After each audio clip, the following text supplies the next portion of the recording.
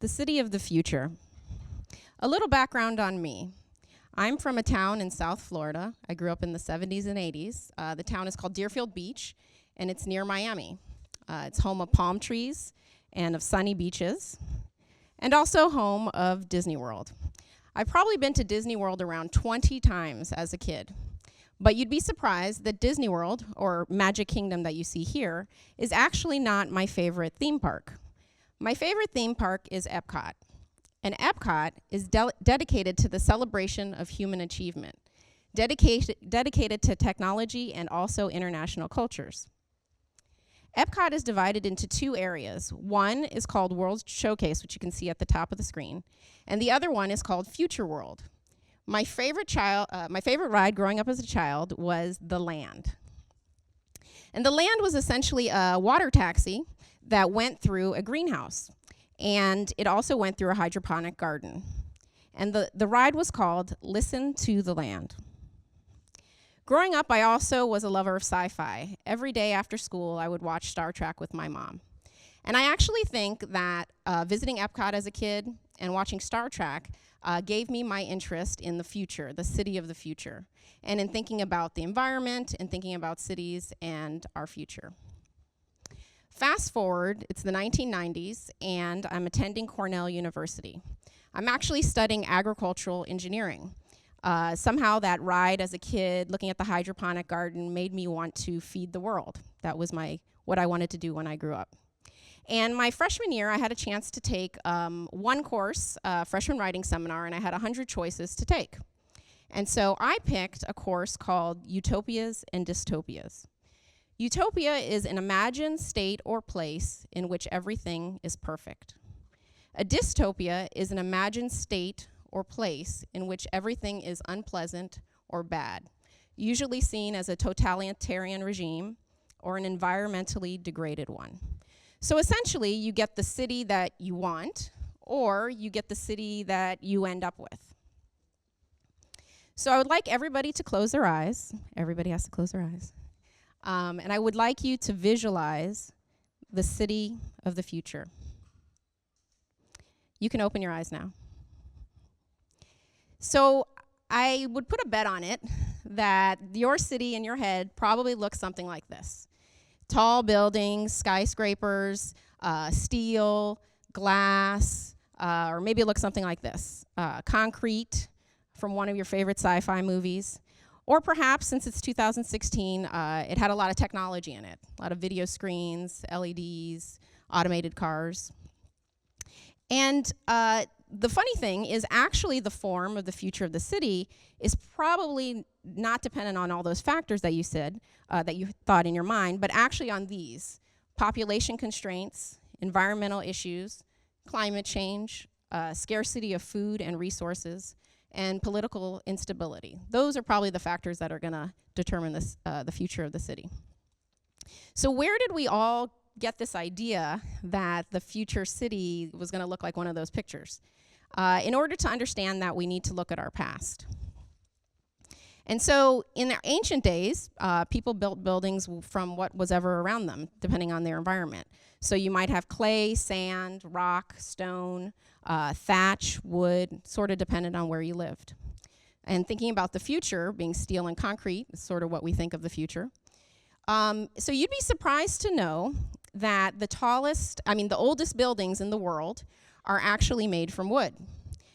These are buildings that are over 1,000 years old, 10 stories to 18 stories high, pagodas in Japan, and also in China.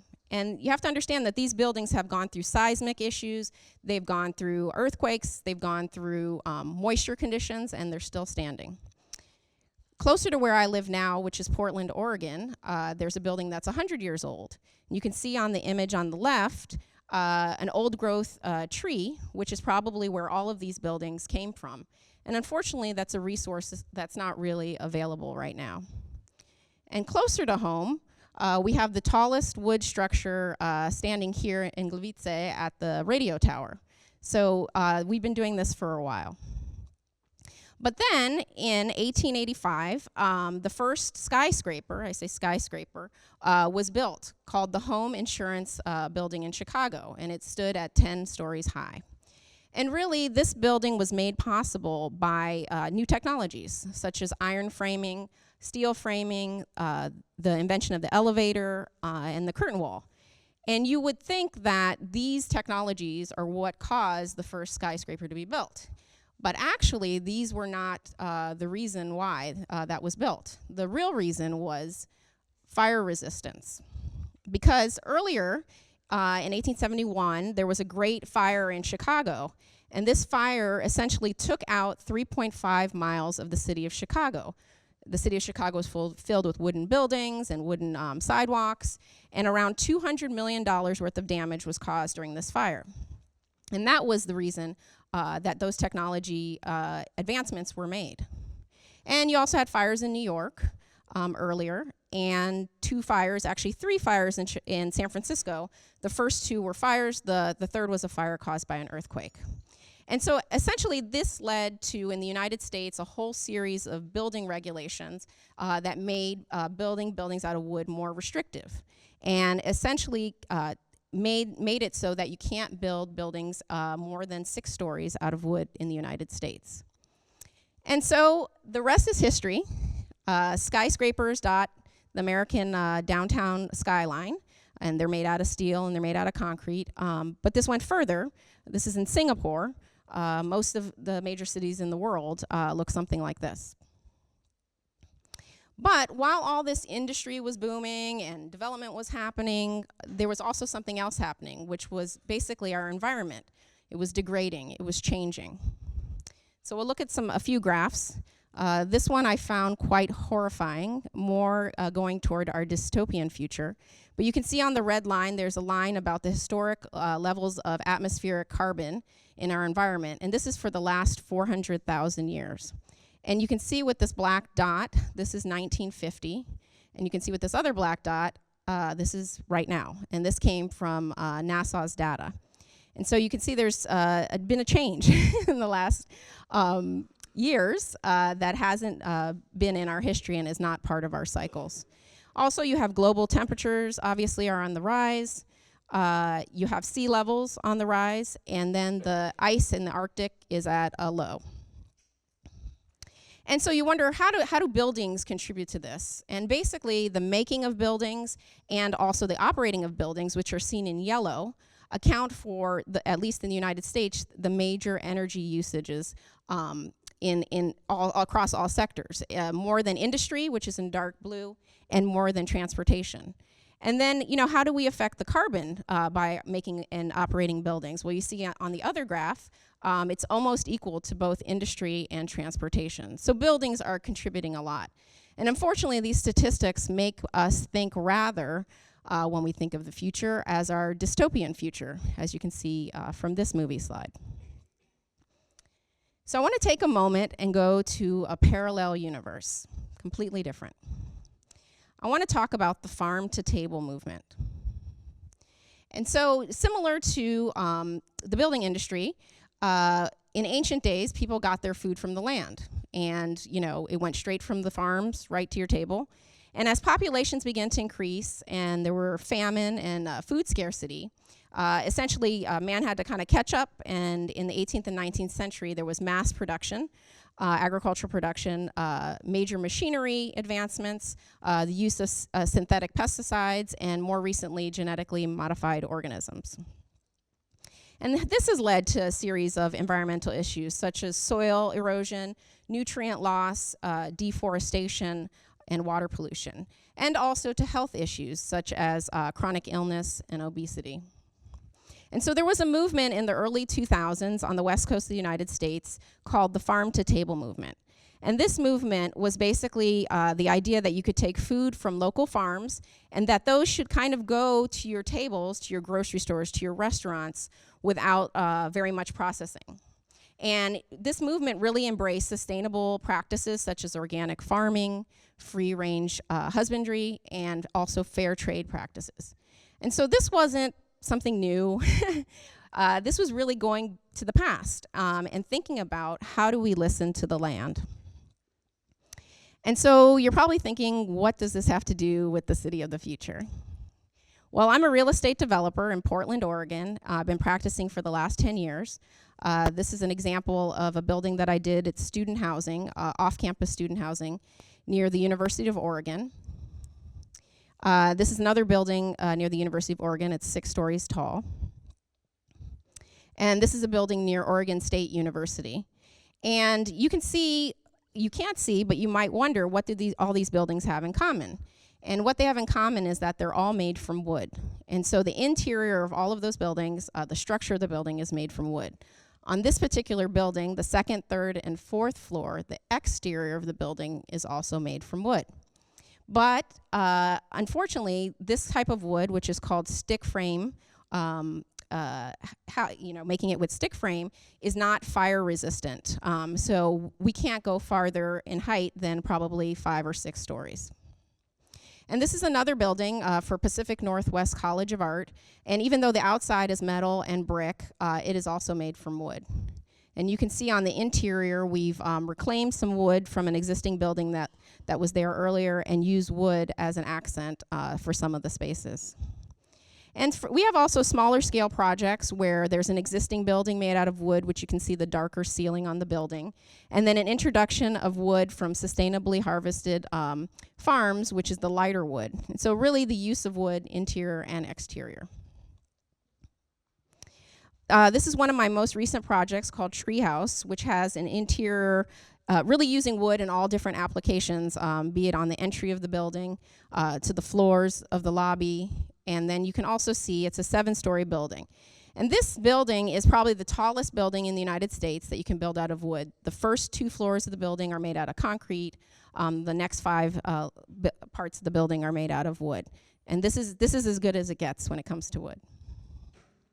And so earlier last year, my team won a competition. It was a $1.5 million grant from the United States Department of Agriculture for a building called Framework. And Framework, one of the reasons we won was this idea of forest to frame. And it was modeled after the farm to table movement. So just like you get your food from a farm and it comes straight to your table, the idea is that you get wood from a local farm, and that goes straight into our buildings.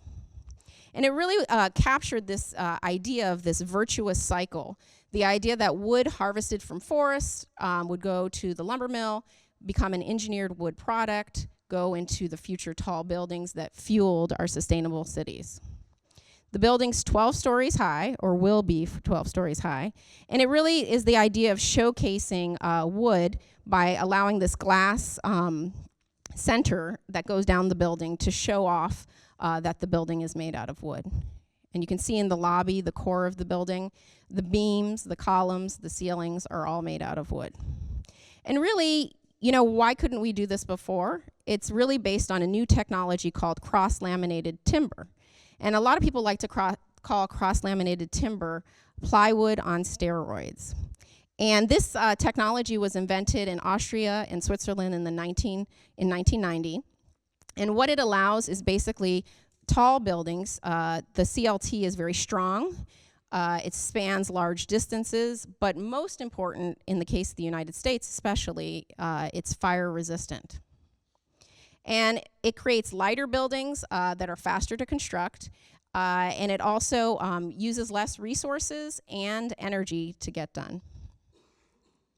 And what's really important for governments, for institutions, for local communities is that it can be a local product. And you can see that's why the government of the United States decided to fund such a competition.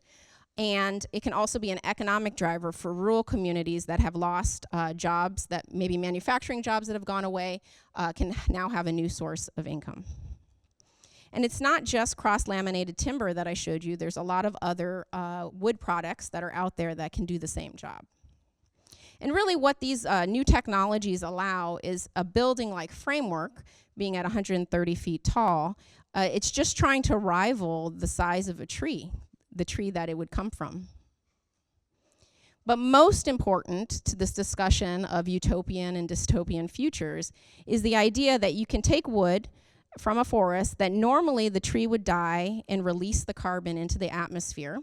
Rather than that happening, you can harvest those trees, and the tree itself essentially captures the carbon in its wood, and you can sequester or hold that carbon in an actual building. And that carbon will stay there as long as the building is up. And so rather than that being released in the environment, you've captured that, and meanwhile, you've replanted a tree in that same forest. So it's seen as a climate change mitigation and is very important, I think, to the future. And when thinking about a wood building versus a steel and a concrete building, there's a lot of data by independent researchers that show, you can see in orange, a datum for the wood building, and then also in green for steel and concrete. There's a lot of potential with regard to reduction in smog, less fossil fuel energy usage. Also, the global warming potential is much lower.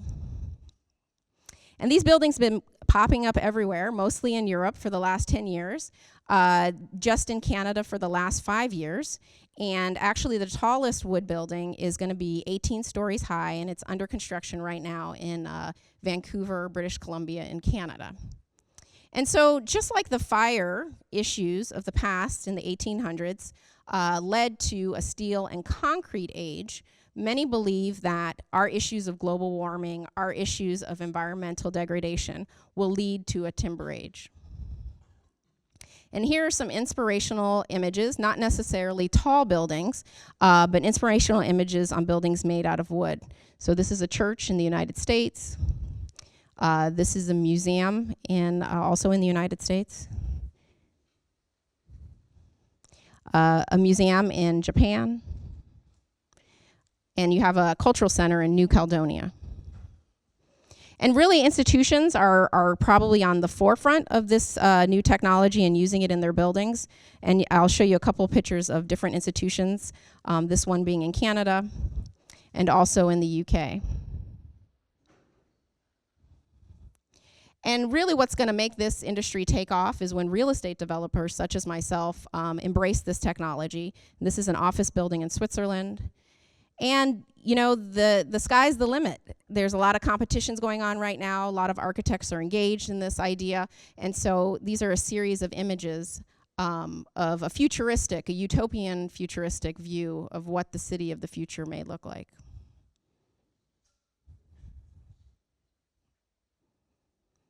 And so I would like you to take a minute, you don't have to close your eyes, to visualize the city of the future. My hope is that when you do this, you think of wood. Thank you.